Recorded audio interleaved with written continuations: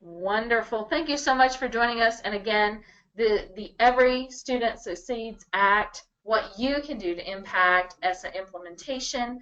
And this is our second webinar in the series, and it's all on state advocacy. And tonight our speakers are Ricky Sabia, who is the Senior Education Policy Advisor of the National Down Syndrome Congress, and Jawanda Mast, who's Manager of Grassroots Advocacy from the National Down Syndrome Society. And we're very excited to have them both here. And I'm going to hand it over to them. Step back. I'm Dina Tharp with DSAIA, and let them take over the presentation. Okay, so we can move on to the first slide now. And so this is the agenda, basically. We're going to very quickly review, this is Ricky Sabia, by the way, starting, and the background and the importance of ESSA. We discussed this on the last PowerPoint we did, the last webinar.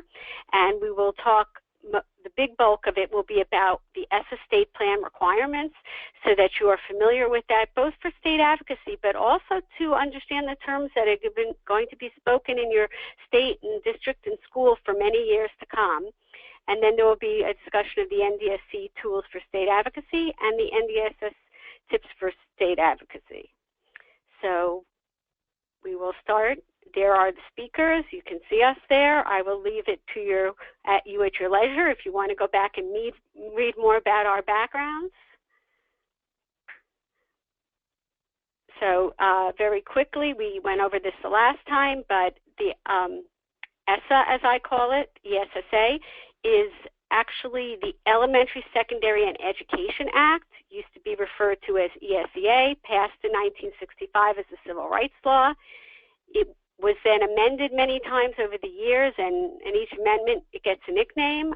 The prior nickname before this one was the No Child Left Behind Act, which I think you're familiar with. And in December 2015, it was amended, and the nickname given was the Every Student Succeeds Act. And I give you the purpose of ESSA here, which, as you can read it, and you can see that it is a higher standard than what we are accustomed to seeing attributed to the free appropriate public education under IDEA, and that is what makes it very important for alignment with IDEA and raising the bar for our students, which we will talk about on this next slide. And I just want to kind of cut in. I forgot to mention that the handout from tonight is on the handout slide. So if you'll see on the right side, there should be handout information. And also, if you didn't get the one from last week, it's on there as well. So sorry, I forgot to mention that, Ricky. That's okay. And I'm not going to go into the details on this slide. It was there from last time, but basically the important thing to know is that if your ESSA plan is strong, it can help improve implementation of IDEA. And we will move on. So this is also a slide that was in part on we had it the last time. I just added a few new links. Most of the provisions were effective in August 2016. There were a lot of regulations and guidance that were developed during this past year, and I gave you the link so that you can see any of the guidance and regulations you're interested in. That was a question last time, so I'm providing the link this time. It's important to remember from last time that the regulations under ESSA and a lot of other laws that are very important to individuals with disabilities are at risk because of the Congressional Review Act, where Congress can go back to any regulations issued after mid-June of 2016 and disapprove of them and repeal them, and they will not be replaced. So that is a big concern we have, and there is an action alert that went out today from NDSC on some bills that are related to this Congressional Review Act, and if you don't get our alerts yet, and there is a slide at the end to show you how to do that, you can go onto the National Down Syndrome Congress Governmental Affairs Facebook page and find the alert there. There is also a link I'm providing you about when your states have said they intend to submit their ESSA implementation plans to the Department of Education. The two times are April or September, and so they submitted a notice of intent, and you can find out what they submitted in their notice of intent, but keep in mind that states that say they're submitting in April can always change to submit later. So it just gives you somewhat of an idea. and a very important thing to understand, and why it is so important to have state advocacy, is these plans will not expire. This is not a one-year plan or a two-year plan. This is a plan that as long as this law is in existence, this plan will remain in effect, and the only time they have to resubmit it for approval to the Department of Education is if they substantially change it. But what will be interpreted as a substantial change and who's going to be watching to see if they resubmit it is really up for grabs. So this is possibly one shot that you will have to provide your input, and you may not have another chance for many years to come.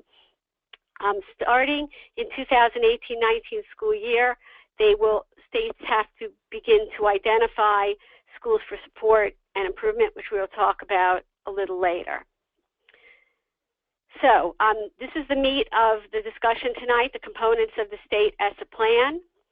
There is a federal guidance that has a template that states must use to submit their plan. So they have to put section A this, section B this. And in this template that I gave you the link to, Department of Ed has provided questions in bold that states are expected to answer, as well as questions in italics that they should consider.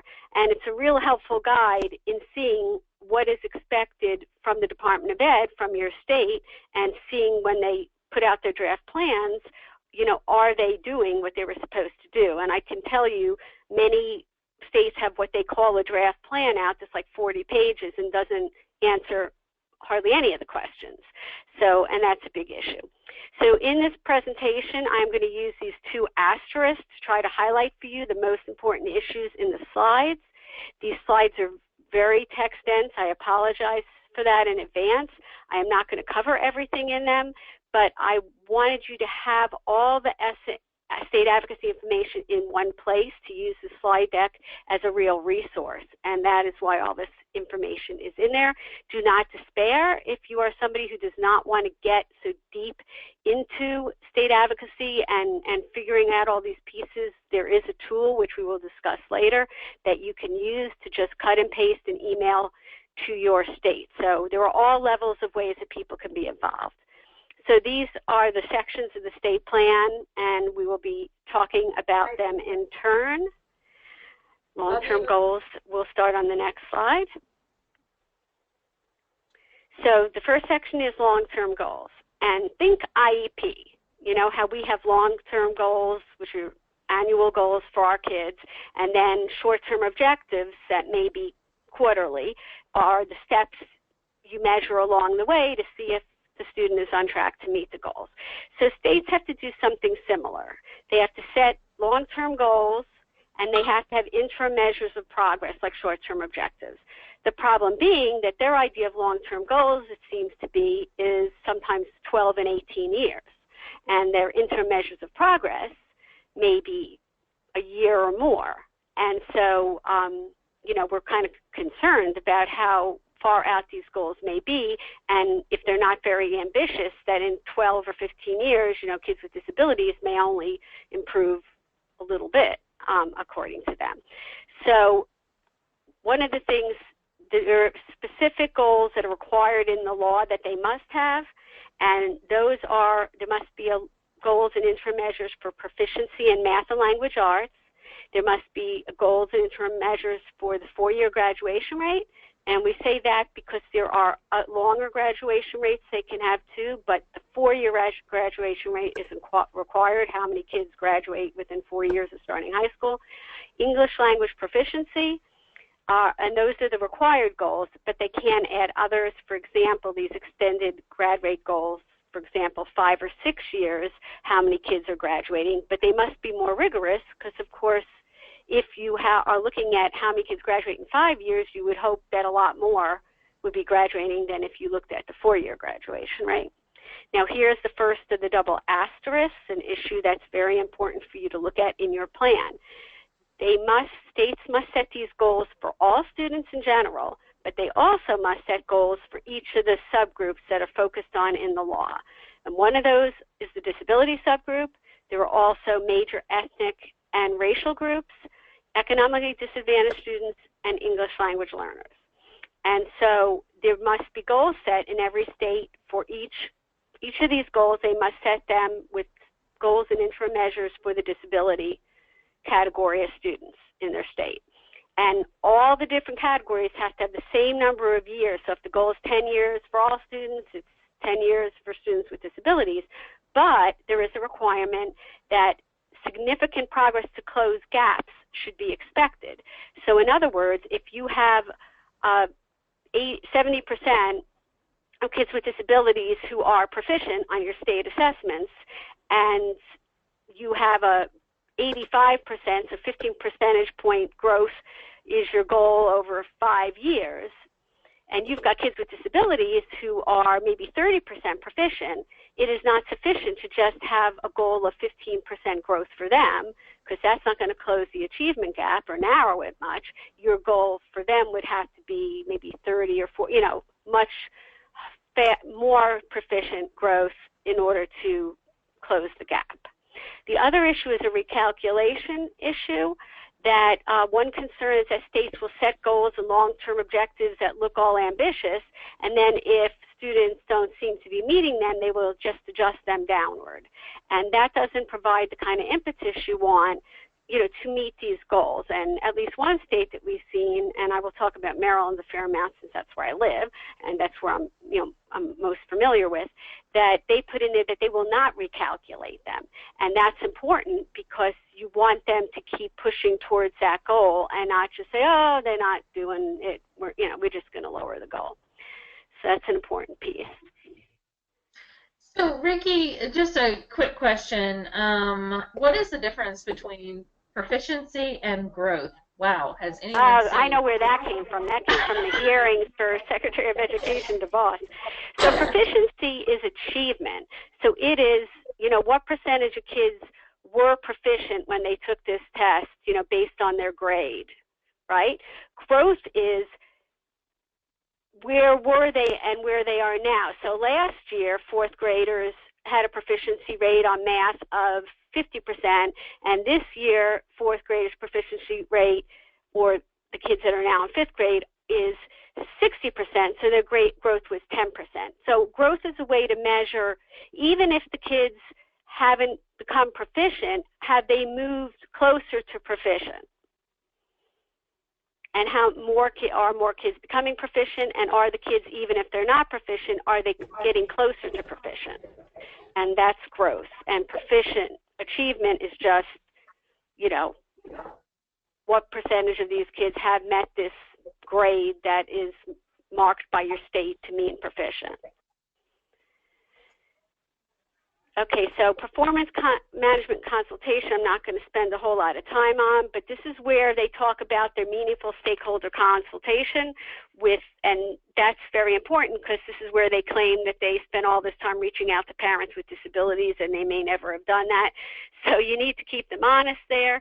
You also need to be pushing even before your state plan to try to make sure there is stakeholder representation on their state committees and that they're reaching out, making sure families know about when they have input meetings across the state. And we'll talk more about NDSC's Google Doc, which can help you find out this information for your state. There are also LEA or district plans for ESSA, just like there are state plans, and that is another opportunity for you to advocate. So we'll move on to the next slide. So academic assessments, this is a very important issue, obviously.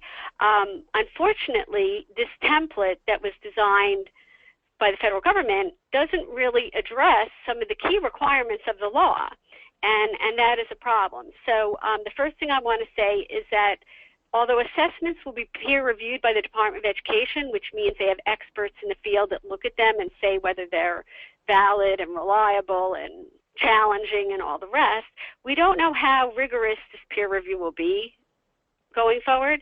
So it is very important to ask your state to make sure that these assessments are peer reviewed in your state and preferably by an entity that is not controlled by your state Department of Education, because you want that to be an independent peer review. The template only focuses on advanced math assessments in middle school and assessments in languages other than English. Although that is important, there are some other very important issues that, although they're not required by the template from the Department of Ed, we would ask you to encourage your state to include, and these include the accommodations policy. There is a requirement that assessments be designed using universal design for learning. How is your state achieving that? Also to talk about the participation requirements for alternate assessments. 1% of all students who are assessed are allowed to take alternate assessments. There is a cap that equals approximately 10% of students with disabilities, so you want to make sure they have strategies in place, you know, not to exceed that cap, and you don't want them asking for a waiver because you don't want everyone and your cousin being put into the alternate assessment. And part of that is, what is their definition of students with the most significant cognitive disability, something the state gets to determine, which I'll talk about on the next slide. And there is also an issue of an alternate diploma if the state plans to develop one. So now I'll talk about the students with the most significant cognitive disability. So the regulations, and this is why these regulations are important, and we don't want to see them repealed. So look at that action alert by NDS. These are the parameters that were put into the regulations on the Every Student Succeeds Act around what the definition with students with the most significant cognitive disability should say. And this is a definition that states are required to put into their guidance for IEP teams so that they make good decisions on who the students are who take an alternate assessment. And so it shouldn't just be based on, we'll just put every kid with an intellectual disability in there. And it shouldn't just be based on, did they not do well in the regular assessment. But the most important criteria in the regulations for me is that when they describe that these are students who need these extensive, direct, individualized instruction and the rest, they tie it to that they need these things to make measurable gains on the challenging state academic content standards for the grade in which the student is enrolled. We fought so hard for this language because it is very important to send the message that these students should be instructed on the grade level content for the grade in which they're enrolled, not second grade stuff in 10th grade, but it should be somehow aligned to the grade in which they're enrolled, and that the purpose of these extensive supports, even though they need them, it doesn't mean they're not working on the challenging grade content standards. Now, that doesn't mean that if your kid is still working on one-to-one correspondence, that they're going to be doing, you know, algebraic equations or, you know, doing perimeter and area maybe the same way everybody else is. But if they're working on one-to-one correspondence, they can certainly be doing it in a problem in geometry and area, but maybe they're using 1-inch blocks to measure out the perimeter and doing one-to-one correspondence. But for inclusion purposes, it's very important that it's tied to what everybody else is doing in some way. Next slide, please. So the alternate diploma for students taking alternate assessments, the reason that was discussed in ESSA is that they wanted schools to be able to count students who take alternate assessments, even if they didn't get a regular diploma, for the purposes of graduation rate. And because they felt that there may be some kids that, you know, schools could work really hard and they're still not going to get that regular diploma who take alternate assessments, some of them. So they developed this idea of this alternate diploma, and if the state used an alternate diploma that met these standards, then they could count these students as if they got a regular diploma. And the first two are the most important, that this diploma would have to be content based on content standards and aligned to the regular high school graduation requirements. Now, we don't particularly like whenever they make a fiction and count students as if they got a diploma when they didn't, but the silver lining in this is that it might encourage states to actually create a meaningful alternate diploma for those students who take alternate assessments who may never meet the requirements for the regular diploma. But that doesn't undermine the rule that is currently in ESSA now, which is a new rule, that states cannot take kids off diploma track just because they take this assessment. They have to let them try to earn it, but if they don't earn it and your state has one of these, it might be more meaningful than what is already in existence. So accountability indicators are another very important thing, and that's because the whole purpose of ESSA were really two purposes. One is to make sure that the public has information about their schools and how their schools are doing for all students, but also how they're doing for each of those subgroups, including the disability subgroup. And the other big purpose of ESSA accountability is to identify schools for targeted support and improvement or comprehensive support and improvement plans. So to have something in place so that if a school is not doing well, that there is a plan that they have to develop to try to improve the school. And so these indicators are basically what differentiates between schools in this rating system so that you know which schools are the ones that are going to be prioritized to get this assistance. So most of these indicators are based on the long-term goals and interim measures we talked about, and they must be applied to all subgroups. So the indicators required by the statute are academic achievement, so that ties to the proficiency in math and language arts goal, academic progress, so that's the growth you were talking about before, and that's for elementary and middle school.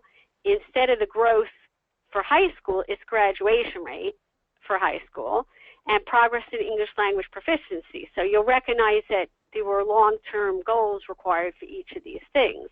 Now, goals just say where you want to be in 15 years or however many years they pick. The indicators have to be looked at each year and say, where are we on the way to this goal? And what performance level would we assign to a school for that indicator and for each subgroup?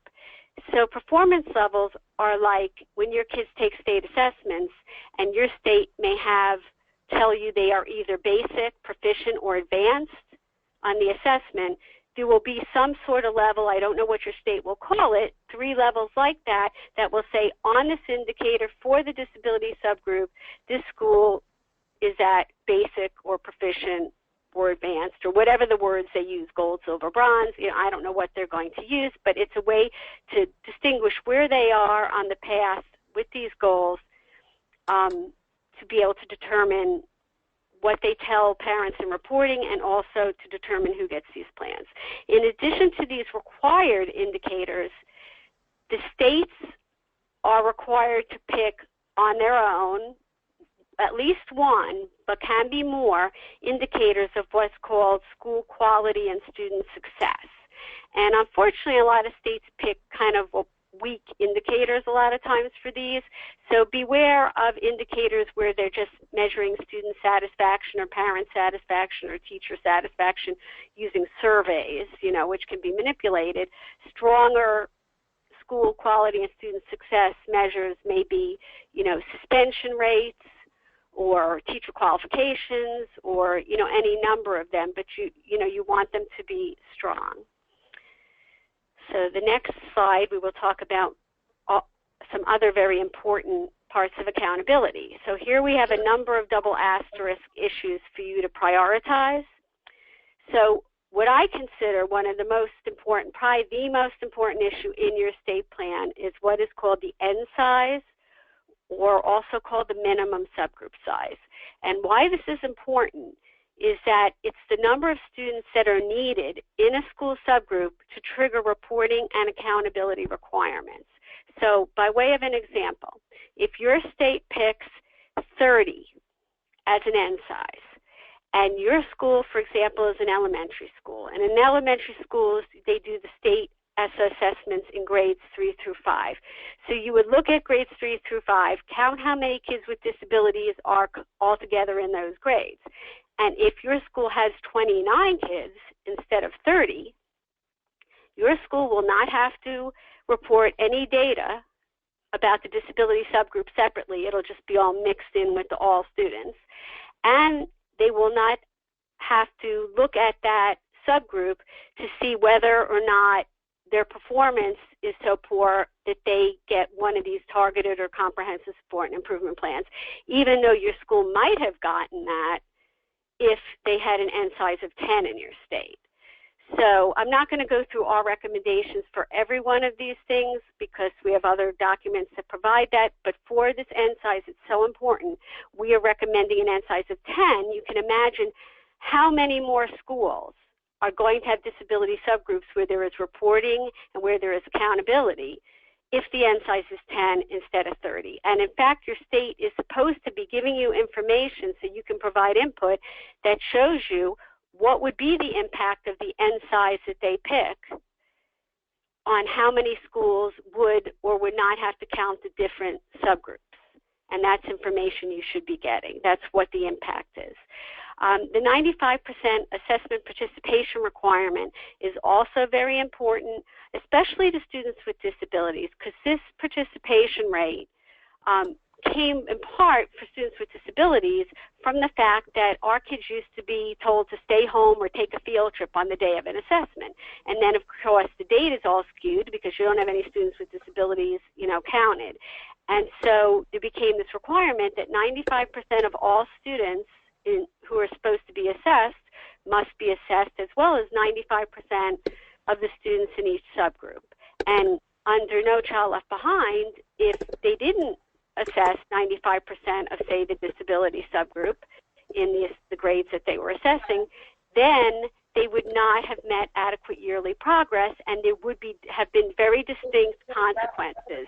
And so everybody stuck with this rule because they knew there were consequences.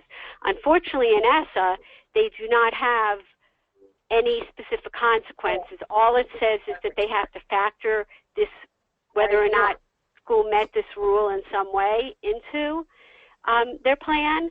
And so it's very important that you look at your plan and what it's saying about what happens if the 95% assessment participation rate is not met.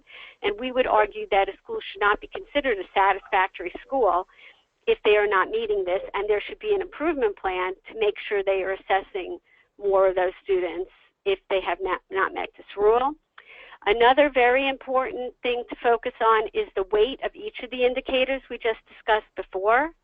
According to the regs, the first four together, those four that were required by ESSA, should have much greater weight than the others combined. So the four required by ESSA, when you count them together, should have greater weight than the ones that your state picks under school success, school quality, and student success. And the reason for that is the concern that they may pick some kind of squishy, easy to meet indicators for those ones that they pick. You also have to be aware if they throw everything but the kitchen sink in their indicators, because the more indicators they are, if they don't give a lot of weight to the academic ones, like academic achievement and growth, that could outweigh really the achievement of kids with disabilities, all these other ones, and it will never matter if your kids are proficient or not. In my opinion, that the proficiency, the academic achievement indicator should have the most weight, because no matter how much growth there is, if it doesn't lead to proficiency, then that's an issue. And there is also this other bullet, which I'm not really going to go into, but you can see for yourself. So school support and improvement plans. There are two types of plans, as I said before. The targeted support and improvement plan has two different kinds of schools that are identified for this.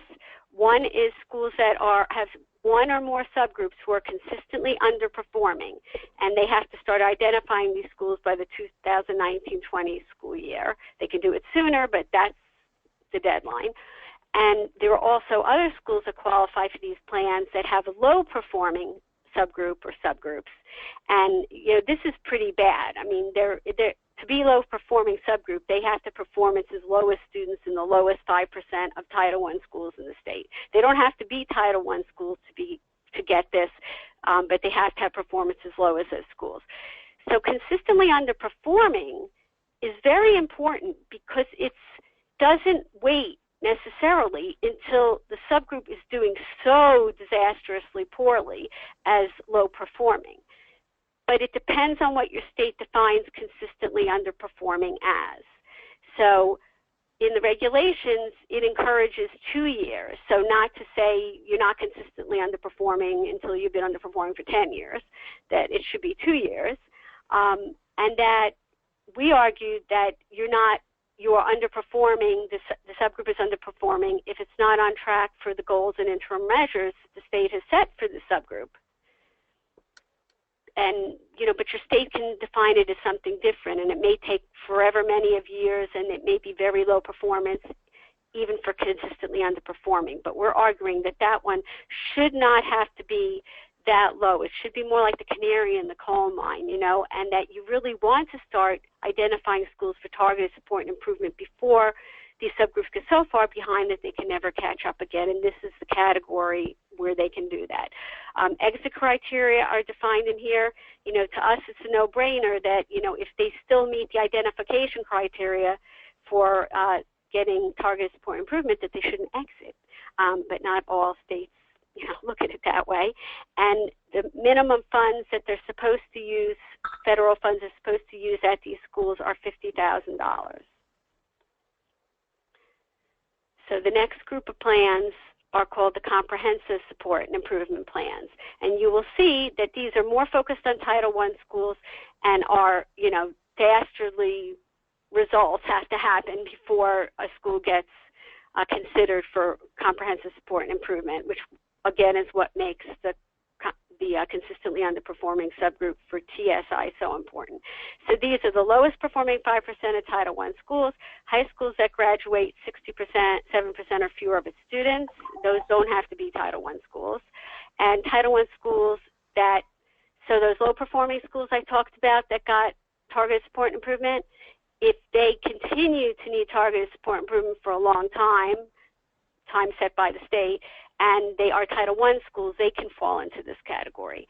There is no federal requirement that those schools that are identified because they have consistently underperforming subgroups ever get comprehensive support and improvement, which is a problem. Now, states can set different standards, and they can add more categories for the CSI plans, but they won't be eligible for federal school improvement funds with the reg set at a $500,000 minimum. Doesn't mean your state can't focus on them and put state money in them, because do you really want to wait till schools get this bad?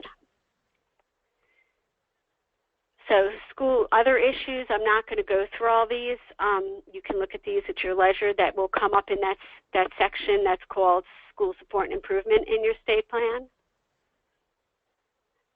We'll go on to the two last categories, which are very important, are the supporting excellent teachers, and the next slide will be supporting all students. They throw everything but the kitchen sink into these in terms of how they're going to support excellent teachers. Unfortunately, they focus a lot on the process, of improving their teacher preparation programs, but they don't talk enough about what they should know. And so why we have in bold at the bottom is that this is where we would encourage you to push them to say that things like capacity to use UDL and inclusive teaching practices are very important to put in here. It's not just, do you have good consulting teachers? They need to have content that's important to improve students' education, and these are two things that are important. And the same thing for the supporting all students section. There's a whole list of things here that they're supposed to say in there, but its focus is on meeting the academic and non-academic needs of all these subgroups. And some of the best ways to do that is to look at universal design for learning and to have language in there about inclusion, which we have plenty of data on, that improves performance. And how do you do equitable access to well-rounded and rigorous education without those two things for students with disabilities? And I will also call your attention to the fourth bullet, where they're supposed to talk about reducing aversive behavioral interventions, which is restraint and seclusion. Next slide, please. So now we're going to get into the more, okay, how do you take this information and do state advocacy with it? Okay, can we take just one moment before we head into Jawanda? And we have a ton of questions. Yeah, I also have a few more slides before Jawanda on resources, so I don't want to take all Jawanda's time, but if you think this is a good time for questions, go ahead. Well, I think it's a good time to stop down, because I think a lot of these things you can just say, hey, I talked about, or we're going to talk about. But here's a couple. I'm just going to pick a couple out. I'm sorry. People are going to be mad with a lot of hands raised, but if you have a hand raised. And you do have you can always contact us with questions. Right. Go ahead. So one of the questions is regarding accountability. Wouldn't an academic audit also help determine indicators of strengths, weaknesses, areas of potential improvement? If so, how to ask or encourage an audit to be released, started, revealed? How often should audits be performed? And I have to say, there's nothing about necessarily, there are academic audits would certainly help. I can't really say how often they would be willing to do that. We have a problem now where there's not a lot of requirements of what they need to do. So much is left up to the states. I have never seen an academic audit to know how useful or not something like that would be. I would think it would be helpful, depending on how the states do it. I'm sorry, I don't have a lot of information or experience on what an academic audit would look like and how helpful it would be. It would really depend on what your state did with it. So the other question, of the state draft plans you have reviewed, which ones seem to be the strongest? Well, so far I would say Maryland is the strongest. For some of the reasons I mentioned, they have a much lower end size, although it's been 5, although they're talking about raising it some. They, are not going to, they're not going to lower interim measures and goals as they go forward. They have a watch list of schools, not just waiting for them to get to the comprehensive support and improvement. Not to say that there aren't problems with the Maryland one, but at the moment, I would say that's probably the strongest, and I certainly have not reviewed all of them. We have closely reviewed about 6 of them because they are the good one. The ones that really have information in them are like 350 pages a piece and very quite dense. But I would say that for what we've looked at so far. Okay, great. And there's a lot of other questions that are very specific, so I just wanted to kind of get some of those out there, but we can move on. Okay, and we are going to leave some time at the end for questions. So what can parents affiliates do? We referenced last time this Google Doc where I have tried very hard to keep up with the 50 states and whether they have a draft plan out, what their stakeholder input activities are they having state meetings, and you can go and look at that and see what's happening with your state.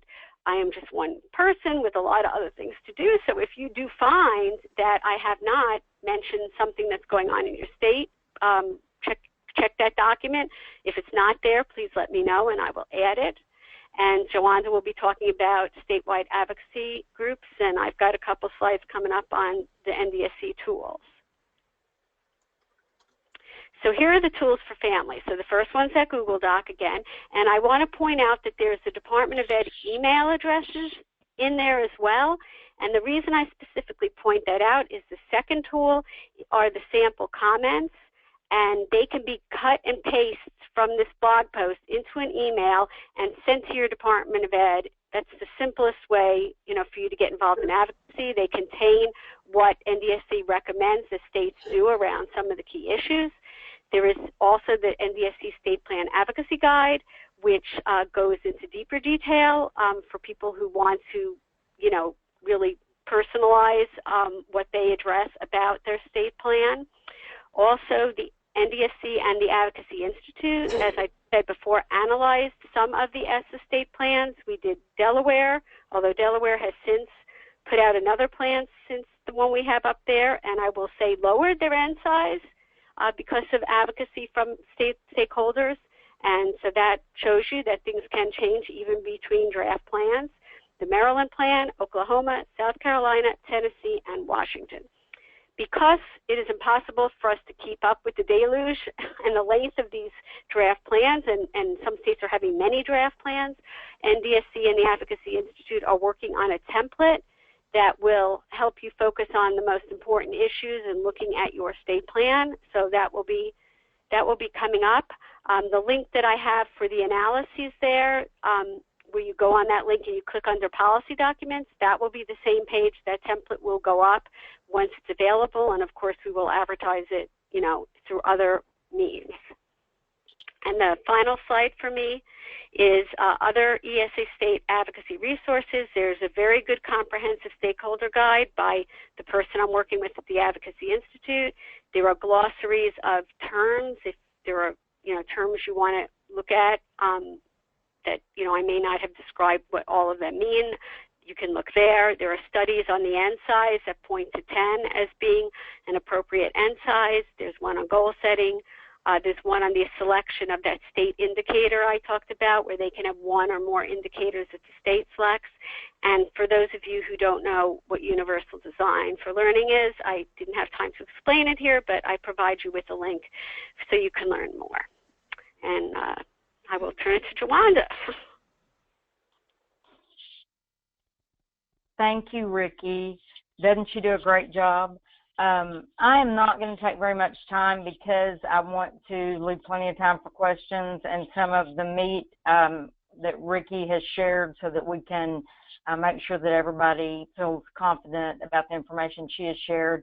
We did think it was important to just touch on some of the reasons why it's important for you all to be doing state advocacy and some tips on how you can make that work. I'm not going to go through each one of these slides. A lot of these slides have some links and information for where you can find resources, where you can track bills, where you can find your legislators. But we did just want to touch on a few things. One thing is that state level advocacy is going to be very important, especially in the next few years, because federal legislation may have some limited funding. There may be unfunded mandates. Kind of like IDEA is funded, but it's not fully funded. So it is, you have to do it, but there's not necessarily the money there to do it. So it's really important. The IDEA is just one example of that. There may be no oversight or enforcement of federal legislation, and so you may be called on to try to find people to help make sure things are being enforced. You can work directly with state agencies that are responsible for enforcing bills, and that's going to be an effective way to try to get things accomplished. And at the end of the day, you may still need to reach out to your members of Congress. If you have state legislation that's been, or federal legislation that's been passed and it's not being properly implemented on the state level, and you've exhausted your resources on the state level, you could reach out to one of your members of Congress, one of your 2 senators or your representative, and say, hey, we need your help. And many of our members of Congress would tell us, if you can't get what you need by going through the channels of the state, give us a call. On the next slide, you will just see some information about what it means to be an advocate. I'm not going to go through that. I'm just going to say that advocacy is a lot about building relationships with other people. And those other people are friends, and sometimes those other people are people that we don't agree with. But we are able to make change when we can come together and work across party lines and work with people who think differently than we do to affect change. That's what advocacy is. On the next slide, I just listed a number of things or a number of places that are good connections within state groups and things that I find often our advocates and families don't know about. So you'll see a list here. All states have DD councils. They have university centers of excellence for developmental disabilities, protection and advocacy systems.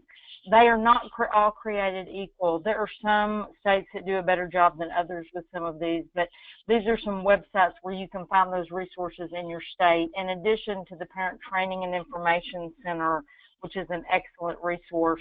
And then, of course, you always want to be looking for cross-disability groups. To be effective in advocacy and effective in getting things changed on the state level, or any level, it is very, very important that you learn to work with other groups. Some of our states do a really good job of having overarching groups among their state groups that do a great job with statewide advocacy. Tapping into some of those resources is really essential to being able to get things passed and to advocate for change. And a lot of times you're working for the same things, so even though you may have different disability areas or areas of interest, you may be working for the same things. On the next slide, you'll see some other useful connections, and Ricky really talks a lot about some of this, and they have some great links in some of the documentation that she listed. But just wanted to be sure that you all remember to get involved and to check your State Department of Education and Special Education websites. You can attend legislative hearings, school board meetings, county commissioner meetings, and ask questions and pose questions. You can also get involved by checking out your State Special Education Advisory Board, get to know State Board of Education members, district board, get involved with your local PTO and site councils, because sometimes those are people that you're going to advocate with as well. Some more connections on this next page, and I'm not going to list all those. I think you all can read those and learn some places that you might plug in. And it's important to invite some of the decision makers and change makers in your community to your events, be it a buddy walk, a Down syndrome walk, or some other kind of event that you have in your local organization. Holiday parties are a real popular place to invite some of these people, and every now and then they show up. I also listed a couple of other useful resources that you can look to for some information and guidance. Disability Scoop is a great one that if you don't know about that, you can get that. It's online, but you can also get that delivered to your mailbox, email box, anytime there's a new things going on. On our next slide, I have listed out some places where you can track legislative records and that you can find your elected officials and track legislation.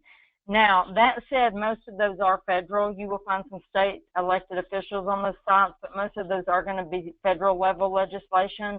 For state legislation, you pretty much have to go to each state and do a search to find them. I know Ricky's got some links to some of the Department of Education sites, but you pretty much have to go state by state to track a bill. And I gave the example of the Kansas legislature because I live in Kansas. If I go to that site that I listed, I will be able to track a bill. All states are not created equal in this either. Some of the states' websites are much better than others. The next slide might be of interest, really be of interest to a lot of you. It is statewide Down syndrome specific coalitions that we know about, and there may be others. There's just a list there. Some of these groups have Facebook groups. Some of them started as governmental affairs committees, while others have just started as state advocacy networks. But these are some Facebook groups, advocacy things that are specific to Down syndrome that you may be able to find on Facebook or find their websites and learn from them, or maybe reach out to some of us, to NDSS, and we can maybe help you start your own state advocacy network. Social media, I'm going to race through this. You all, most of you are on social media, and social media is great. It's a great way to rally the troops.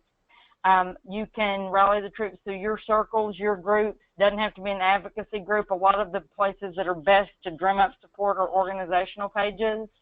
But you know what? Social media, email, and phone calls are all great, but there's nothing better than meeting with someone in person if you possibly can. So meeting with a legislator, going to the Capitol are great things. On the next slide, there's a little bit more about social media. I'm only going to hit on two things on there because you can read all of those things. A lot of legislators are on social media, and so it's great to follow them, to tag them, to reach out to them. The two things I'm going to point out is don't hijack their threads. The PowerPoint decided to change my wording there and misspelled hijack, but don't go on a legislator's site and post something negative about a bill or something on a different thread that they have going on. That's the time to pick up the phone and call them. So try not to hijack their threads. Also, be respectful. Always be respectful when you're posting on social media of the legislator and of others who may have differing opinions from you. And follow people you disagree with. A lot of times someone will say, well, I don't follow that person on Twitter because I don't agree, you know, I'm a Democrat or I'm a Republican. Doesn't matter. That's a great way to learn about those people. My good friend Kelly says, no permanent friends, no permanent enemies. The next slide is just some examples of social media that you can look at on your own. Then we have Stay Informed with NDSC on the next slide that gives you some links to NDSC. The next slide is just about the NDSC and NDSS national conferences. NDS has our Buddy Walk on Washington, April 4th and 5th. You can see the information there. That is the one Down syndrome specific day on the Hill. There's some other day on the hills in Washington, D.C., but this is the only one that's Down Syndrome specific. And the NDSC annual convention does also usually have some advocacy workshops that you could go to if you go to that. The next slide is about the NDS Ambassador Program. I manage this program. It is on our website. And again, I'm going to let you read this information on your own because we're almost out of time. And then there's a slide for staying informed with NDSS with our links to our different places that you can get plugged in. And I raced through that, and we're two self-advocates. And Adrian Forsythe will be on next week sharing tips for advocacy for federal, state, local, and IEP advocacy in the third webinar series. I cannot stress the importance of having self-advocates involved when you are meeting with legislators, testifying at hearings, anything you are doing, tweeting, being on social media. They are wonderful, and they do a great job of getting the story across. So you all can get in touch with me. My contact information is in here, or look up these links if you have any questions. So Dina, I'll throw it back to you. Actually, can I just jump in for two comments that tie this into ESSA advocacy? Wanda had a whole list of groups, the parent centers and the disability rights groups in your state. It's very important. You don't have to do this alone. You can, there may be these organizations that are already working on this ESSA in your state, and you can just, respond to things they are saying are needed. Know that when we do these analyses of states and when we do the templates, they're very complex, and we know that. So we are also sending them to all the state organizations so that they can help, and they will have this information too, not just you. And if you are not having any success with your State Department of Education, it's falling on them, and they're not paying any attention to what you're trying to say, you can always reach out to your state legislators and say, look, we have this plan. Our state is supposed to be living up to high expectations. They're not paying attention to us. And also, since this is a federal law, you can go to your federal legislators, when you've exhausted all the other options, and say, look, you passed this law. You said that you could give these discretion to the state because they were going to live up to, making sure that all kids, had high quality education, and that's just not what's happening in our state. Chris? Wonderful. Okay. So we have a lot of questions. They're very, very specific, and I'm not sure that they're something that we should, a lot of them are not something we should discuss on this webinar. So I guess what I'm asking you guys is, we have a lot of hands raised, not going to help you. So you have to type in your questions to the question pane and put those questions in so that we can, so I'm actually, people are going to go, oh, there she's unraising my hand. I'm doing that because if you have a question, then please ask it. So there is an FYI from Nancy. She says, Michigan has created virtual focus group in addition to an in-person focus group. Join up. Oh, wait, maybe I should know that. Maybe I should. Yeah, and I actually, just before this webinar, added stuff to the Michigan information under the Google Doc, and links to how you can get involved in the fact that they have a very brief, not very much information. So this is a good example. They have like a 50-page thing that doesn't, really address all the main issues, and then they're having these advocacy, these input opportunities, but it's not on all the decisions. So how can you give good stakeholder input when they're not telling you all the things that need to go in the plan?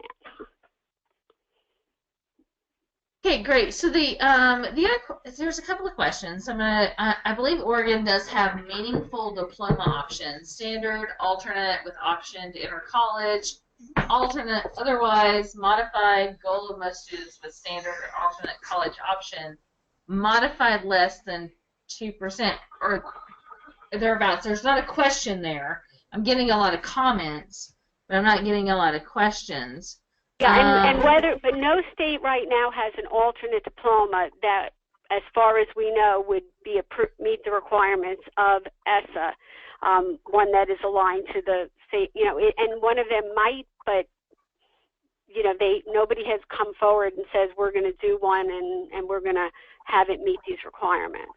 So here's a question. In Pennsylvania, we have a 1% group who may be assessed with alternative assessments. Does this population count in the N size also? Oh, absolutely. I mean, there are students with disabilities who are being assessed, so they absolutely count. Yes. Does anyone have any other questions?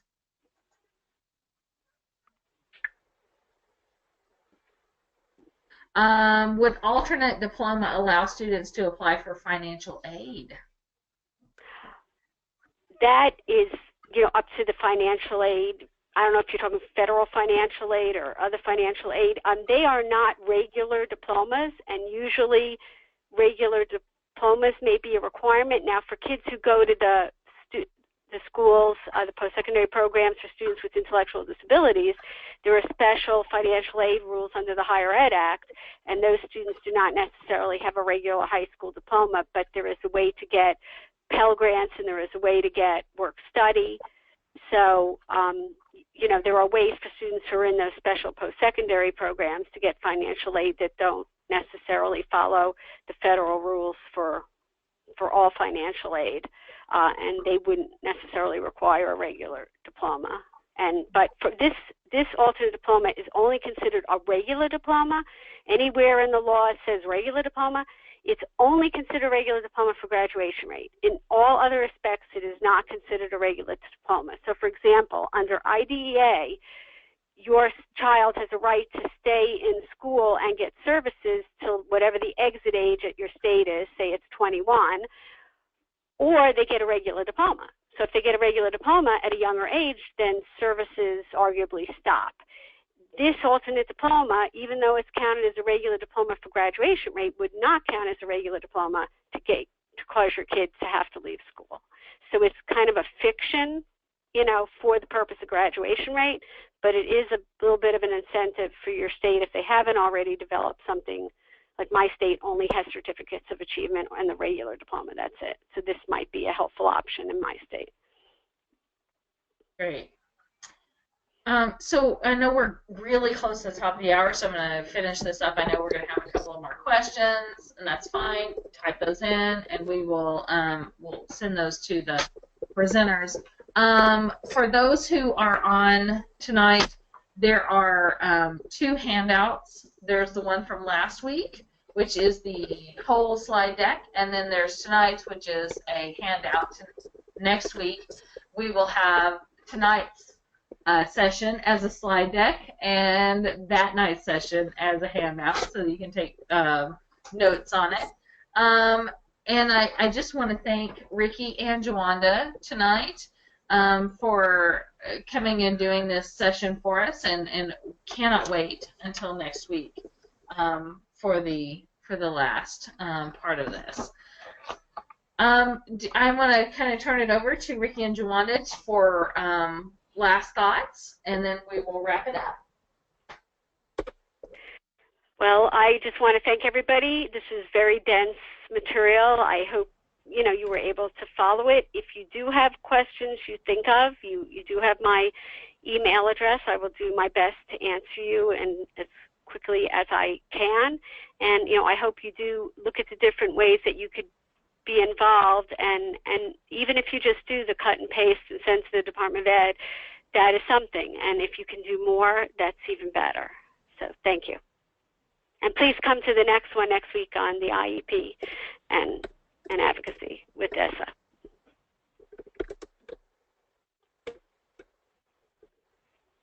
Jawanda?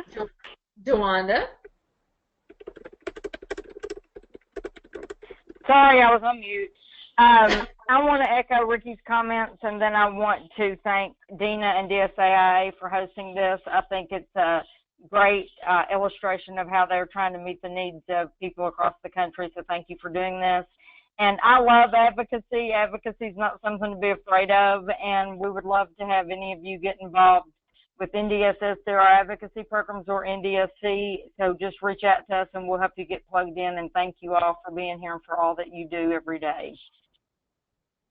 Thank you both for doing this tonight, and we hope that that all of you that are on tonight will be on the next one on IEPs, but also that you will share this information, share the link to register, because it's not over. We can definitely get more registrants in for next week's session, and those that register for next week's session will actually get the recordings from the last couple of weeks. So we definitely want to do that. Thank you so much, guys, and we will do this again next week.